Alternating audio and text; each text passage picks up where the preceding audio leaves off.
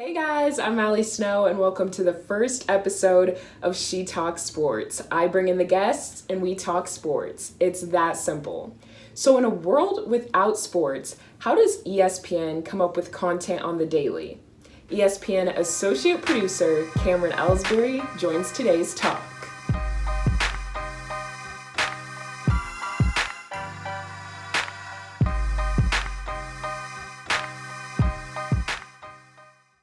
Hey Cam, well, thank you for talking to us. First and foremost, how are you doing and are you staying healthy right now? No problem. It's awesome to be able to talk with you. I am doing well. I am staying healthy, staying home, nice little vegetarian diet going. So just trying to stay on top of that and keep going. And where are you at right now? Currently, I'm in Charlotte, North Carolina. ESPNU, SEC Network, and the ACC Network is based down here, and that's where I'm at. For the people that don't know, what is your role at ESPN? So I'm an associate producer on the remote side. So basically, where my job kind of comes into play is I work on pretty much all games. We have our different sports that we're assigned to. So for me this year, I worked on volleyball, soccer, women's basketball, and was set to work on lacrosse before all this happened. But pretty much my role in the game is when you're watching a game and you see maybe a player's stats come up or some photos of maybe him from somewhere else or any type of graphic that comes on the screen. Pretty much that comes from me and my team in the either in the truck or the control room, which we do some of our games.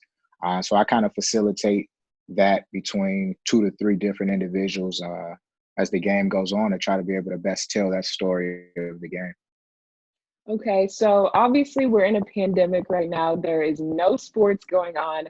How are the people at ESPN coming up with content on the daily?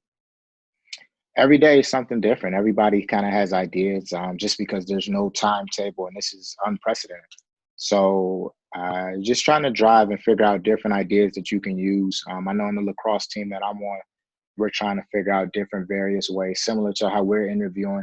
We have a few segments with some of our on-air talent that have been interviewing players and coaches, and just trying to keep people in the loop and kind of seeing what's going on with a lot of these athletes around. But it's a very different time, and so you're getting a lot of unique ideas, but at the same time, some of it's limited just because of the resources that you have and in-person things. But I think across the board, I've seen a lot of cool and fun ideas by various networks that still allows you to see what's going on with these athletes. And some of them it's even cooler because you're kind of getting almost that all access on some of our favorite players and people that we like to admire and watch do their sport. So walk me through a day in the life of a remote work day for you.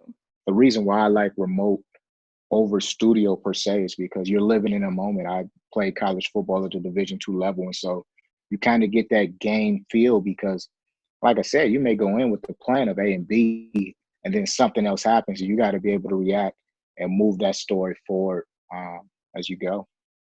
Okay.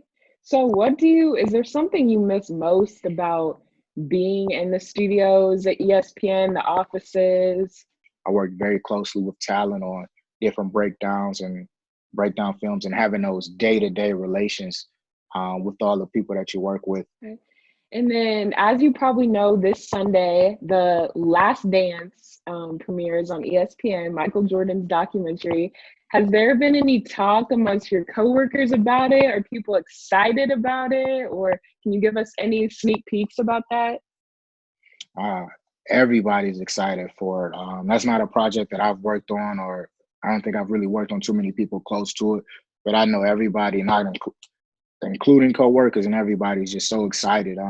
Me, from a standpoint, I'm excited because you in that day and age, it's not like now where everything is so much video. So you kind of get that access and see behind the scenes type things where this is almost like never seen footage. And Michael Jordan being one of the most iconic athletes and people in the world, it's just exciting. It's thrilling.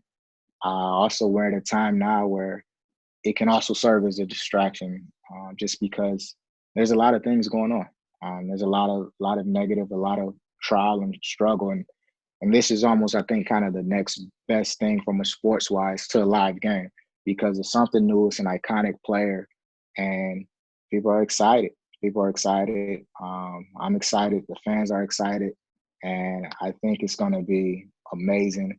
And I'm looking forward to it. Yes, I'm looking forward to it too. I already am gonna sit on my couch on Sunday and watch the whole thing.